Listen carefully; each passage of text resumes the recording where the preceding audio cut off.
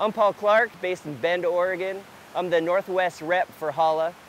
Today we're going to be talking about Hala's new inflatable paddleboards that have carbon technology, hybrid carbon technology that makes your inflatable paddleboards much more rigid. The great thing about inflatables is that you can store them and transport them. Having a bag that contains your board is fantastic. Once the board is inflated, you want absolute rigidity.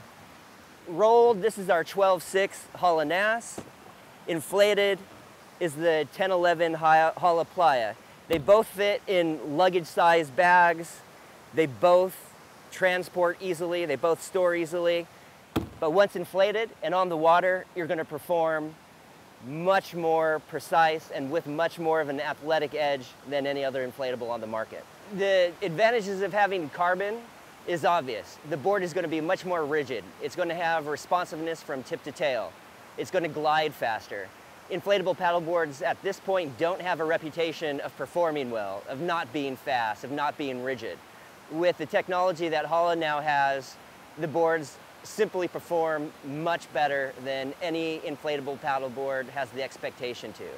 So well that we can now have a paddleboard that's less than 6 inches and still have absolute rigidity from tip to tail. When you're surfing an inflatable paddleboard, a 6-inch drop stitch will drag you to the beach if you get closed out. It's really important to have a relatively narrow and thin board that you could surf with and you could recover with.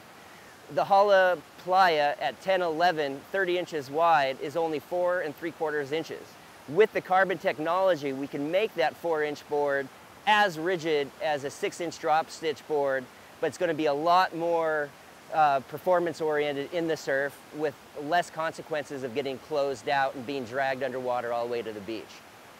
Having a thinner and narrower board allows me to travel easier. Of course, performing on the water is great, but I do expeditions. I'm traveling to Patagonia. I'm traveling overseas to Alaska, across the western states. And I'm carrying my board as luggage. A thinner, lighter board will allow me to carry more things that are not just the board. As far as this technology in the future, I think paddleboarders are going to expect inflatable paddleboards to have this technology.